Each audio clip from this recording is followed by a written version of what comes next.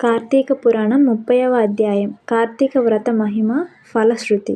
ఈ విధంగా సూత మహాముని చెప్పిన కార్తీక మాస వ్రత మహత్యాన్ని శౌనకుడు మొదలైన మునులంతా శ్రద్ధగా విన్నారు. అయినప్పటికీ వారికి ఇంకా కొన్ని సందేహాలు ఉండడంతో సూత మహామునిని ఇలా ప్రశ్నించారు. ఓ మహానుభావ, కలియుగంలో మానవులు అత్యాచారాలు, అధర్మ మార్గం, అత్యాశలతో జీవితాన్ని వ్యర్థం చేసుకుంటున్నారు. అటువంటి మానవులు తరించడానికి ఏదైనా మార్గం ఉందా?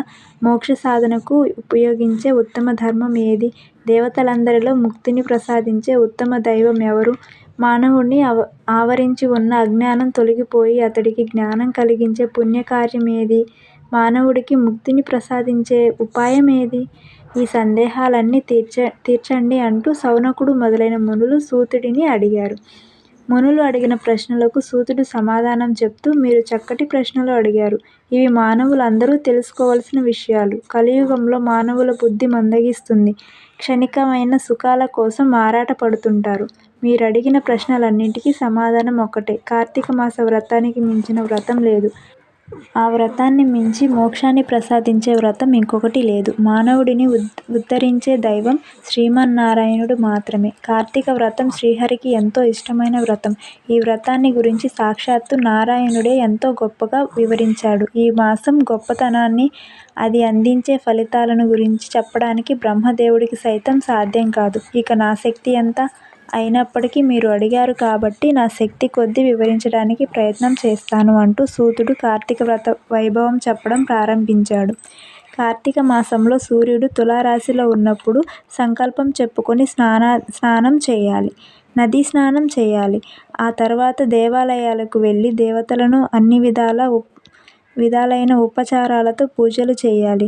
అది శివుడి దేవాలయమైనా విష్ణు దేవాలయమైనా పర్వాలేదు. శక్తి లోపం లేకుండా దీపదానం చెయ్యాలి. ఈ నెల రోజులు వితంతువులు వండిన ఆహార పదార్థాలు తినకూడదు. సాయంత్రం వేళ శివాలయంలో కానీ విష్ణాలయంలో కానీ ఆవు నేతితో దీపం వెలిగించాలి. ప్రతిరోజు సాయంత్రం వేళ పురాణం చదవాలి. ఈ విధంగా శాస్త్రం చెప్పిన ప్రకారం కార్తీక వ్రతాన్ని చేసిన వారు అన్ని పాపాల నుంచి విముక్తి పొంది అన్ని సుఖాలు అనుభవిస్తారు. మరణం తర్వాత తప్పనిసరిగా మోక్షాన్ని పొందుతారు.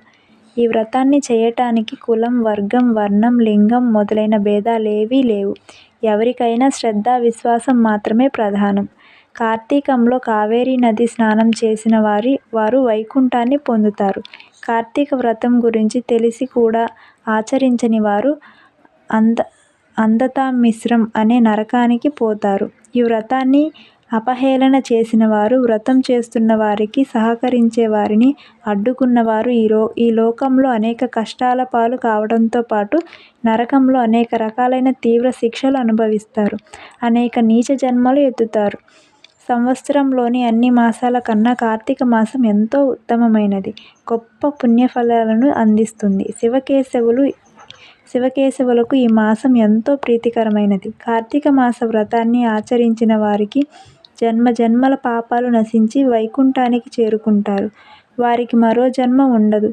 పుణ్యాత్ములకు మాత్రమే ఈ వ్రతం చేసుకోవాలన్న కోరిక పుడుతుంది. దైవానుగ్రహం లేని వారికి ఈ వ్రతం చేసుకోవాలన్న ఆలోచన కూడా పుట్టదు. ఈ వ్రతం చేయటం ద్వారా ధనదానం, ధాన్యదానం, కన్యాదానం, స్వర్ణదానం, గృహదానం చేసిన ఫలితం కూడా ఆ ఫలితం కన్నా ఎక్కువ ఫలితం దక్కుతుంది. నెల రోజుల పాటు వ్రతం చేయటానికి కుదరని వారు కనీసం కార్తీక పూర్ణిమ రోజు బ్రాహ్మణులకు భోజనం పెట్టిన ఫలితం దక్కుతుంది. ఈ నెల రోజుల పాటు ఎవరైతే హరినామ స్మరణ, హరికథలు చదవటం చేస్తారో వారికి పుణ్యలోకాలు కలుగుతాయి. అన్ని పుణ్యనదుల్లో స్నానం చేసిన ఫలితం దక్కుతుంది. కార్తీక వ్రత కథ చదివిన వారికి శ్రీమన్నారాయణుడు అన్ని విధాలైన శ్రేయస్సులను కలిగిస్తాడు.